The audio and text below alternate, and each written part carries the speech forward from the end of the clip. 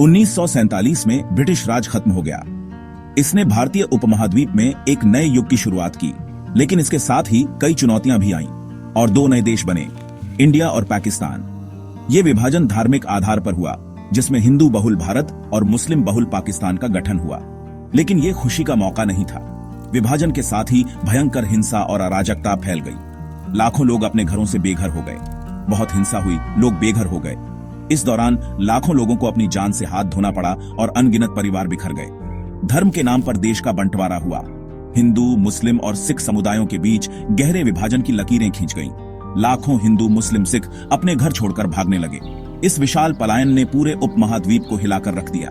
नई सरहदें बनी, लोग जान बचाने के लिए दूसरी तरफ भागे। इस दौरान कई लोग अपने परिवारों से बिछड़ गए और अनगिनत कहानियां दर्द और पीड़ा की बन गईं। इसी में कश्मीर का मसला भी उठ खड़ा हुआ।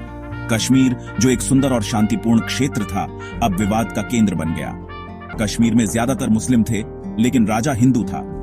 इस धार्मिक असमानता ने कश्मीर को एक जटिल स्थिति में डाल दिया।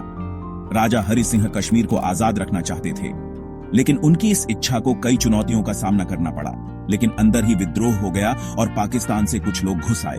इसने कश्मीर की स्थिति को और भी जटिल बना दिया। इसलिए राजा ने इंडिया में शामिल होना तय किया। उन्होंने भारत के साथ विलय का समझौता किया, जिससे भारतीय सेना कश्मीर में प्रवेश कर सकी और यहीं से इंडिया पाकिस्तान की पहली जंग शुरू हो गई। इस युद्ध ने दोनों देशों के बीच तनाव को और बढ़ा दिया। इस बंटवारे ने दोनों देशों पर गहरा असर डाला। विभाजन के बाद के वर्षों में दोनों देशों ने अपने अपने तरीकों से पुनर्निर्माण की कोशिश की। हिंसा और विस्थापन ने बहुत जख्म दिए। इन घावों को भरने में दशकों लग गए और कुछ घाव आज भी ताजे हैं। कश्मीर का मसला आज तक दोनों देशों के बीच तनाव की वजह बना हुआ है। यह विवाद आज भी अनसुलझा है और दोनों देशों के बीच शांति की राह में एक बड़ी बाधा है। बंटवारे के कुछ महीनों बाद ही कश्मीर पर पहली जंग शुरू हो गई। ये जंग भारत और पाकिस्तान के बीच कश्मीर के स्वामित्व को लेकर थी, जो आज भी एक विवादित मुद्दा है। अक्टूबर 1947 में पाकिस्तान की मदद से पश्तून कश्मीर में घुस आए। ये पश्तून कबायली थे जो हथियारों से लैस होकर कश्मीर की ओर बढ़े। वो कश्मीर पर कब्जा करके उसे पाकिस्तान में मिलाना चाहते थे।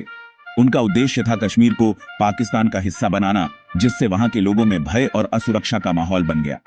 राजा हरि सिंह ने इंडिया से मदद मांगी। महाराजा हरि सिंह, जो कश्मीर के शासक थे, ने भारत सरकार से सहायता की गुहार लगाई। इंडियन फौज श्रीनगर पहुंची और पहली इंडो पाक जंग शुरू हो गई। भारतीय सेना ने तुरंत कार्रवाई की और श्रीनगर में अपनी उपस्थिति दर्ज कराई। ये जंग पहाड़ों में और कड़क सर्दी में लड़ी गई। कठिन भौगोलिक परिस्थितियों और कठोर सर्दियों के बीच दोनों सेनाओं ने अपनी पूरी ताकत झोंक दी। दोनों तरफ से जीत हार हुई, लेकिन कोई नतीजा नहीं निकला। इस युद्ध में दोनों पक्षों को भारी नुकसान हुआ, लेकिन कोई निर्णायक परिणाम नहीं निकला। फिर यूएन ने बीच बचाव किया और जनवरी 1949 में युद्ध विराम हो गया। संयुक्त राष्ट्र ने हस्तक्षेप किया और दोनों देशों के बीच एक युद्ध विराम की स्थापना की। जहां जंग रुकी उसे लाइन ऑफ कंट्रोल या एलओसी कहा गया। यह रेखा वह स्थान थी जहां पर युद्ध विराम हुआ और इसे ही लाइन ऑन ऑफ कंट्रोल के नाम से जाना गया। इसने कश्मीर को इंडिया और पाकिस्तान में बांट दिया। इस विभाजन ने कश्मीर को दो हिस्सों में बांट दिया, एक हिस्सा भारत के नियंत्रण में और दूसरा पाकिस्तान के नियंत्रण में। इस जंग ने कश्मीर की बंटवारे को पक्का कर दिया और दोनों देशों के बीच दुश्मनी बढ़ा दी। इस युद्ध ने न केवल कश्मीर के विभाजन को स्थायी बना दिया, बल्कि भारत और पाकिस्तान के बीच दुश्मनी और अविश्वास को भी बढ़ा दिया। एलओसी एक अस्थायी हल था, लेकिन आज तक भारी फौज वहां तैनात रहती है। यह एक अस्थायी समाधान था, लेकिन आज भी वहां भारी सैन्य उपस्थिति बनी हुई है। यह जंग कश्मीर के लंबे झगड़े की शुरुआत थी, जिसने इंडिया पाकिस्तान के बीच अविश्वास पैदा कर दिया।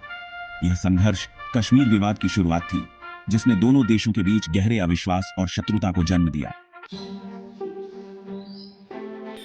कश्मीर का मसला सुलगता रहा। यह विवाद, जो 1947 में भारत और पाकिस्तान के विभाजन के समय से चला आ रहा था, समय के साथ और भी जटिल होता गया। दोनों देशों के बीच तनाव बढ़ता रहा और कश्मीर की घाटी में अशांति बनी रही। 1965 में दूसरी जंग छिड़ गई।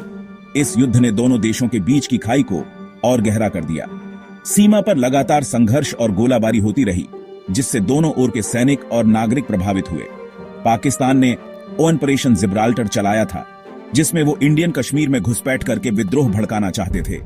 इस ऑपरेशन का उद्देश्य कश्मीर में अस्थिरता पैदा करना और भारत को कमजोर करना था। जंग तेजी से बढ़ी, टैंक और हवाई हमले हुए। दोनों देशों ने अपनी पूरी ताकत झोंक दी और युद्ध के मैदान में भयंकर लड़ाई हुई। टैंक और हवाई हमलों ने युद्ध को और भी विनाशकारी बना दिया। ये जंग भी बिना किसी नतीजे के खत्म हुई। दोनों देशों ने भारी नुकसान उठाया, लेकिन कोई निर्णायक परिणाम नहीं निकला। युद्ध विराम के बाद भी तनाव बना रहा। यूएन ने युद्ध विराम करवाया और ताशकंद समझौता हुआ। इस समझौते के तहत दोनों देशों ने युद्ध विराम की शर्तों को मानने और शांति बनाए रखने का वादा किया। इसमें कहा गया कि दोनों देश अपनी पुरानी जगहों पर लौट जाएं। सैनिकों की वापसी और सीमा पर शांति बहाल करने के प्रयास किए गए, लेकिन असली मसले का कोई हल नहीं निकला। कश्मीर का विवाद जस का तस बना रहा और दोनों देशों के बीच अविश्वास और दुश्मनी जारी रही। 1971 में फिर जंग हुई, लेकिन इस बार कश्मीर सीधा मुद्दा नहीं था। इस युद्ध का मुख्य कारण बांग्लादेश की स्वतंत्रता की लड़ाई थी। बांग्लादेश को आजादी दिलाने के लिए इंडिया ने पाकिस्तान से जंग लड़ी और जीत हासिल की। इस युद्ध ने दक्षिण एशिया के भूगोल को बदल दिया और बांग्लादेश एक स्वतंत्र राष्ट्र बन गया। 1999 में कारगिल युद्ध हुआ। यह युद्ध कश्मीर के विवादित क्षेत्र में हुआ और दोनों देशों के बीच तनाव को फिर से बढ़ा दिया। पाकिस्तानी फौज एलओसी पार करके कारगिल में घुस आई। उन्होंने ऊंचाई वाले क्षेत्रों पर कब्जा कर लिया और भारतीय सेना को चुनौती दी। वो सियाचिन ग्लेशियर को इंडिया से काटना चाहते थे। इस रणनीतिक चाल का उद्देश्य भारत की आपूर्ति लाइनों को बाधित करना था। इंडिया ने उन्हें खदेड़ने के लिए ऑपरेशन चलाया। इस ऑपरेशन को ऑपरेशन विजय नाम दिया गया और भारतीय सेना ने दुश्मन को पीछे धकेलने के लिए पूरी ताकत लगाई। कारगिल युद्ध छोटा था, लेकिन दोनों देश जंग के कगार पर आ गए। इस युद्ध ने दोनों देशों के बीच के तनाव को और बढ़ा दिया और अंतर्राष्ट्रीय समुदाय का ध्यान आकर्षित किया। इससे पता चला कि कश्मीर का मसला कितना खतरनाक है। यह विवाद न केवल क्षेत्रीय स्थिरता के लिए खतरा है, बल्कि वैश्विक शांति के लिए भी एक गंभीर चुनौती है। जंग के अलावा इंडिया पाकिस्तान के बीच आतंकवाद का साया भी रहा है। इंडिया का कहना है कि पाकिस्तान आतंकवादियों को पनाह देता है जो इंडियन कश्मीर में हमले करते हैं। साल 2001 में इंडियन संसद पर हमला हुआ, जिसका इल्जाम पाकिस्तान पर लगा। साल 2008 में मुंबई पर हमले हुए, जिसमें 166 लोग मारे गए। यह हमला लश्कर-ए-तैयबा ने किया था। इंडिया ने पाकिस्तान से कहा है कि वो आतंकवादियों पर कार्रवाई करे। पाकिस्तान इन इल्जामों को नकारता है। बॉर्डर पार आतंकवाद दोनों देशों के रिश्तों में बड़ी रुकावट है। कश्मीर के मसले का कोई आसान जवाब नहीं है। दोनों देश पूरे कश्मीर पर अपना दावा करते हैं। एलओसी ने इसे बांट रखा है। इंडिया के पास ज्यादातर हिस्सा है, कश्मीर घाटी, जम्मू और लद्दाख। पाकिस्तान के पास आजाद कश्मीर और गिलगित बाल्टिस्तान है।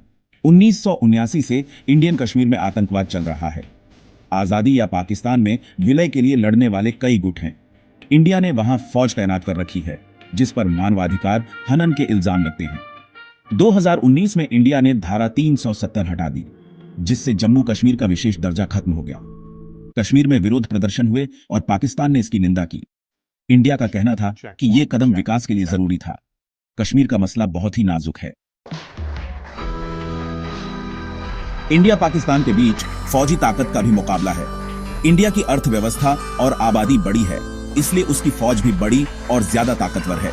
पाकिस्तान के पास परमाणु हथियार हैं, जो उसने इंडिया के परमाणु परीक्षणों के बाद बनाए।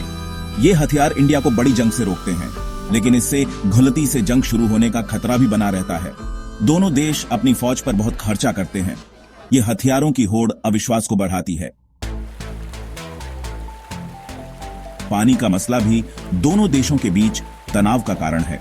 1960 में सिंधु जल समझौता हुआ था, जो दोनों के बीच सहयोग की एक मिसाल है। इस समझौते से सिंधु नदी के पानी का बंटवारा होता है, लेकिन हाल के सालों में इस पर भी तनाव बढ़ा है। इंडिया नए बांध बना रहा है, जिससे पाकिस्तान को चिंता है।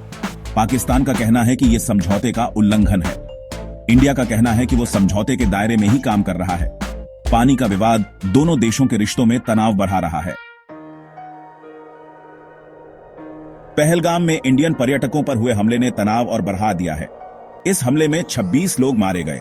इंडिया ने पाकिस्तान पर इल्जाम लगाया है। पाकिस्तान ने इससे इनकार किया है। इस हमले के बाद इंडिया ने सिंधु जल समझौता रद्द कर दिया है। इससे पानी को लेकर जंग का खतरा बढ़ा गया है। पहलगाम हमले ने दोनों देशों के बीच हालात बहुत खराब कर दिए हैं। इंडिया पाकिस्तान का झगड़ा दुनिया के सबसे पुराने और मुश्किल झगड़ों में से एक है। दोनों देश 4 जंग लड़ चुके हैं। कई छोटी मोटी झड़पें हुई हैं और एक दूसरे पर आतंकवाद का इल्जाम लगाते हैं। कश्मीर का मसला सबसे बड़ी वजह है। हाल के हमले और सिंधु जल समझौते के रद्द होने से रिश्ते और बिगड़ गए हैं। परमाणु हथियारों से खतरा और बरच गया है। इस झगड़े का हल बातचीत से ही निकलेगा। दोनों देशों को एक दूसरे का सम्मान करना होगा और समझौता करना होगा। दुनिया के दूसरे देशों को भी इसमें मदद करनी होगी। अगर जंग हुई तो बहुत बुरा होगा। इंडिया पाकिस्तान के रिश्तों का भविष्य क्या होगा, ये कहना मुश्किल है।